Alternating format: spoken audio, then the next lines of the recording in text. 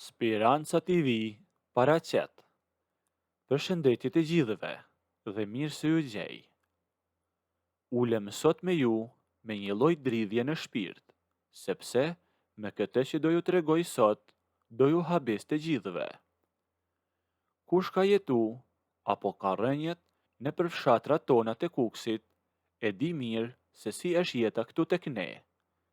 Malet I kemi të larta, por një gabim I vogël ta nxjerr gazin e botës për një 10 brez me pas.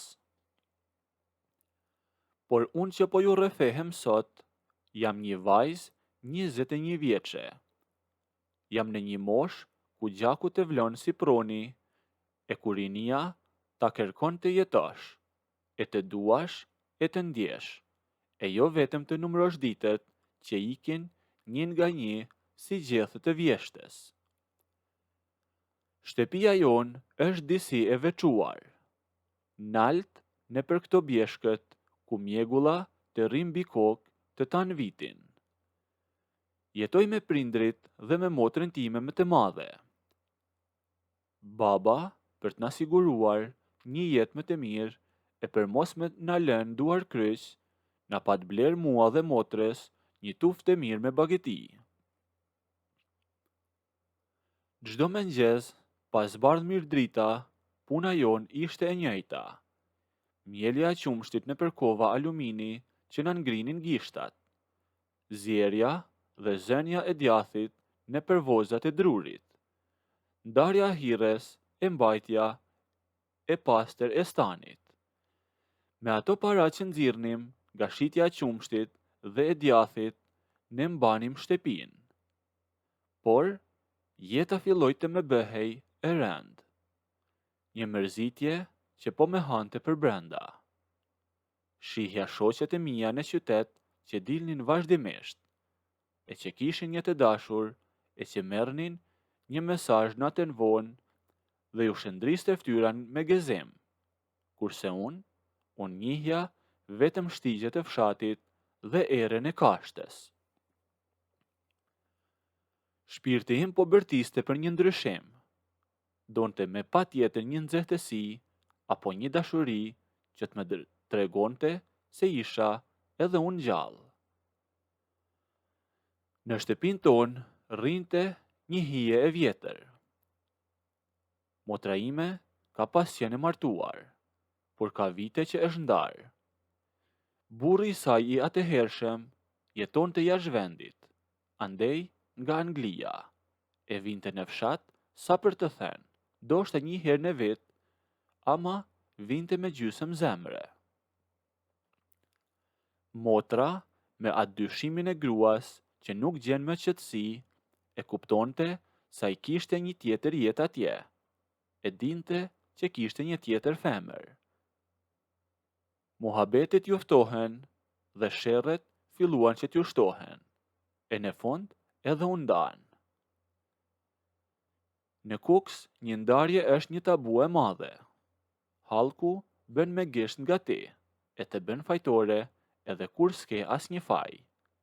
Prandaj, ajo rrinte e mbyllur, e unë e shihja tek ajo, edhe unë atë fatin tim të ardhshëm që po me të mëronte. Nuk doja që të më ndodhte e njëjta gjë. Një pasdite, një nga djemt të fshatit që punonte tek posta, erdhi e tha në përdhëmb: "A dini që ka ardhur në qytet ai? Ish burri I motrës tënde." Ka ardhur, tha, vetëm për një vizit një 2 javë në shtëpinë e prindërve të tij në qytet. E kur dëgjova atë emër, të tanë gjaku më hipin kokë. Ai është një burr rreth 35-tave, I gjatë me një pamje që këtyre anëve nga unë se she askund. E kishte të marrun atë erën e botës së jashtme, e vishej ndryshe, e fliste ndryshe, edhe kishte ca shy që kur të shikonte, të shponin tej për tej. Kur isha ma e re, e ai vinte tek shtëpia jon, unë rrija në qoshe e shikoja me një lloj adhurimi të fshehtë. E tani që ai është një burr plotësisht I ri prej vitesh, edhe unë një vajzë 21 vjeçe që po vdiste nga vetmia. Në kokën time, unë nez një mendim I çmendun. Nuk doja ma t'ja dija për fjalët e botës, e nuk doja t'ja dija as për tabut. Fillova të thur një plan në mendjen time. Doja të lidhesha me te. Doja të kaloja qaste me atë burr, të provoja se çfarë është e vërteta, para se të me kalonte rinia mes bagetive. Mundësia erdhi më shpejt se që mendoja. Çdo pasdite, rreth orës 4, unë I nxirrja dhend të një pjesë e pyllit të një mrez I madh me doshk ku bagetit pushonin në hije. Ishte një vend I fshehtë, larg rrugës kryesore, ku nuk kalonte asnjë kam njeriu. Atë ditë e lash motrën në shtëpi, duke u marrë me mbledhjen e djathit dhe u nisa vetëm. Zemra më rrihte si tupan rrugës. Kishin kalu nja 3 ditë që ai kishte ardhur në fshat dhe unë shpresoja që ai do të merrte atë shteg për të dalë nalt nga bjeshka. Edhe fati ishte me mua atë ditë, e tekse po rria mbështetur pas një guri të madh, dëgjova hapat mbi gjethet e thata. Ktheva kokën e nuk ju besohet juve, unë e di, sepse edhe mu më mardhi aq e rënd sa që nuk mu besonin as sytë e mi të ballit. Ishte ai, e kishte mbajt vesh një xhaketë të lehtë, e po este me durt në xhepa. Sa po me pa unë dal. Një buzëqeshje e lehtë nga ato të rrahurat me jetë I dolin nga ftyra. Ku je o sorkadhja e bjeshkeve, me tha ai me atë zërin e tij të trash që me bëri të më rëndohet fryma jeme.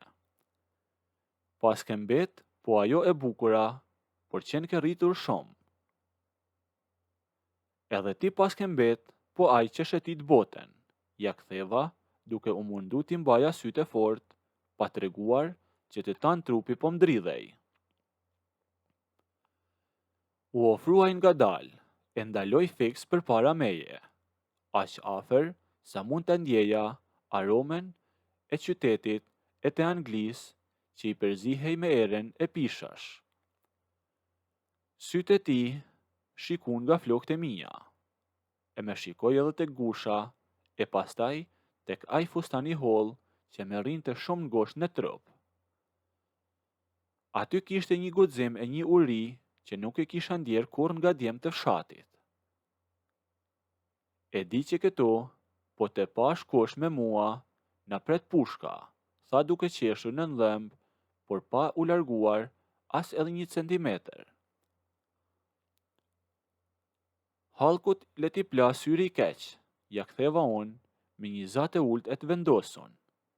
Unë s'pys ma për ta, unë s'pys ma për hallkun, e as për fshatin, e as për askën gjallë në botë. Ajo kuptoj me një herë që unë s'isha më ajo që kisha qenë dikur. E pa në sytë e mi atë dëshirë të madhe që m'diste për I kohesh. E ndërsa po flisnim, qielli I kuksit unë nxi shpejt dhe filloi një shi I hatashëm, nga ata shite fort që të bënin qull në sekond. Eja këtu me mu, më kapi për dore, e më tërhoqi me shpejtësi drejt një ahrit e vjetër e të braktisun që kishim aty afer, një ndërtesë e vjetër prej guri që ganti sa nuk binte në tokë.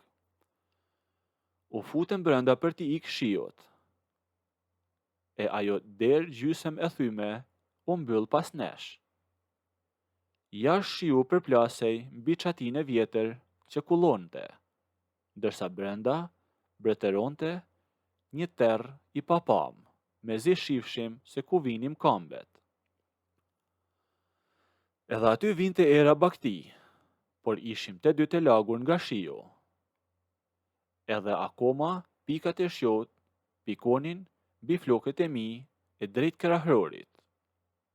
E ai nuk priti mo, e hodhi xhaketën tokë, e boni një hap drejt meje, më kapin nga mesi me të dyja durët e tij të mëdhaja e të ngrohta, edhe me tërhoqi fiks ngjit me trupin e tij të fortë. Ndjeva atë ngrohësinë e tij që po më kalonte përmes rrobave të mia të holla. Si a ke iden sa herë kam mendu për ty, andej nga kurbeti, më tha ai që ishte afru shumë afer buzëve të mia. Atëherë, mos mendo më, i thashon, që kum ke. Buzët tona u gjetën aty. Ishte një puthje e egër. Nëse doni të ndëgjoni historinë deri në fund, bëjini videon like, a nëse nuk doni, abonohuni ose bëjini subscribe.